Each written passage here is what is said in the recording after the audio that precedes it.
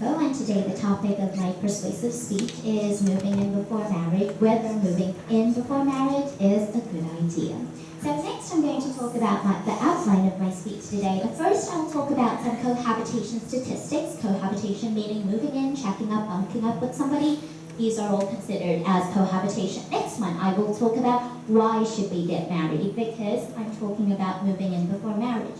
The third one, I will talk about some analogies that are often associated with moving in with other people. And the fourth one, I'll talk about the inertia effect meaning 惯性作用 in Chinese.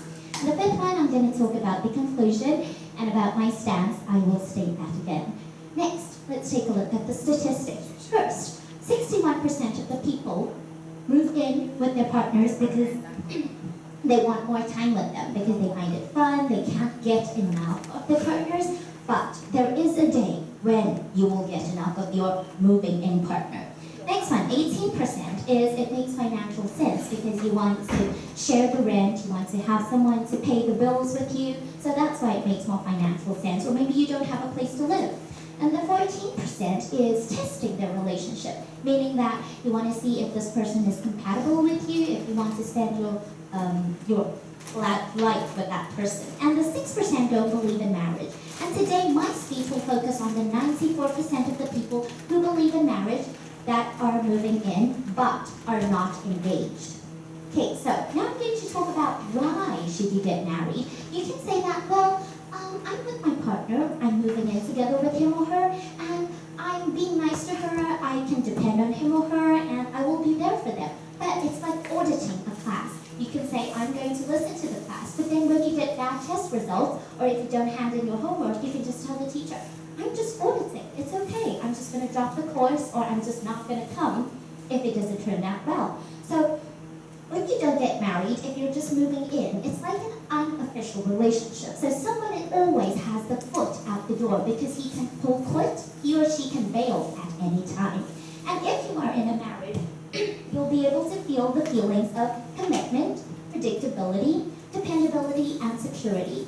Commitment meaning that, well, you are in a relationship that is legally bound, and predictability is knowing that there will be someone there for you at the end of the day. And dependability is related to predictability, and security is knowing that the person won't leave because things get hard. Next, I'm going to talk about the analogy. A lot of people say it's like taking a car out for a test drive, and as you can see, that car has emotions, but most cars don't. And humans are just like that car. They have emotions. It's not like you can just dump them and say, okay, I'm going to look for someone else, or I'm going to take another car or another woman or a man out for a test drive. So that does not make sense. And the next one is the contract or consent theory, saying that, well, if both parties agree, why don't we just move together? But you know, people are capricious, they're spontaneous, and they change their minds.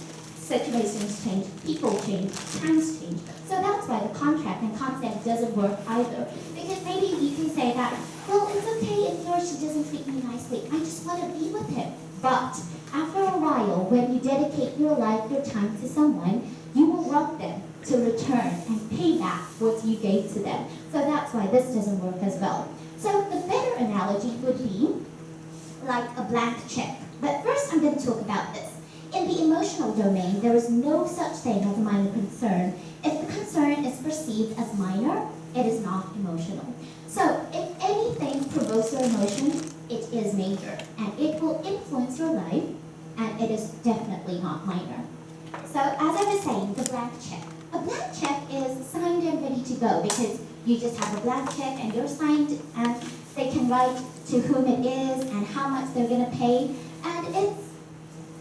but who knows what might happen. And there are studies that show people who live together are more prone to domestic abuse, even if they have children. Like if a boyfriend and girlfriend have children, they're living together, the father, the boyfriend, is more likely to abuse the child if he is not a husband. So that's why we never know what will happen. So moving in together is just like giving someone a blank check. Now let's talk about some complications. Complications of moving in together is the money. You will have utilities, rents, dependability, and bills, and things like that. Money complicates things. I'm sure everyone knows that, even in families, whether it's in friends. So money is definitely not a subject we would want that would complicate a perfect relationship. Next one, babies. Babies are even more complex because when you give birth to a baby, you cannot just stuff it back in your body, or you cannot just undo the whole pregnancy. And even if you decide to abort the baby or to give the baby away, it will still haunt you for the rest of your life. You will think that I once had a child. How is he or she doing at the moment? So babies result in contraception, and they also result in responsibility. And as I mentioned, if you're just moving in with someone, if the man says, I don't really want the baby, and even though I said I would love you forever, but I don't want to right now, and he can just leave because he says, I never made any official promises. And the next one is intimacy. Intimacy meaning intimate relationships. Intimate relationships involve feelings. Feelings hurt, and relationships hurt as well. So that's why these are three of the main complications in moving in: money, babies, and intimacy. Next, I'm going to talk about the inertia effect.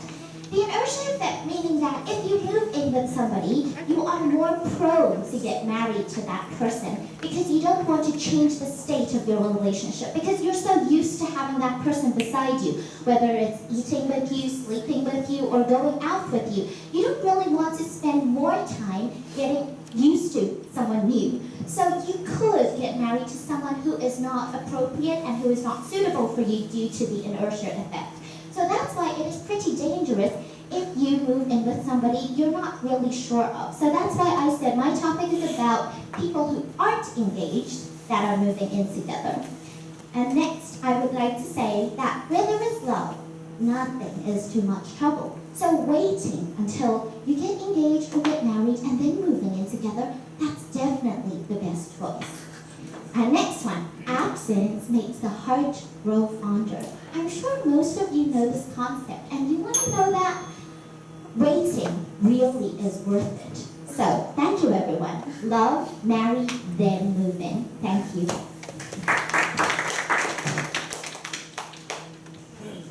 Cohabitation is always a very interesting topic, and I think next time we can discuss about the definition of cohabitation. For example, if you live in your boyfriend's house 6 days in 1 week, I think you can call it as cohabitation. Okay, let's look at our next speaker, Roland.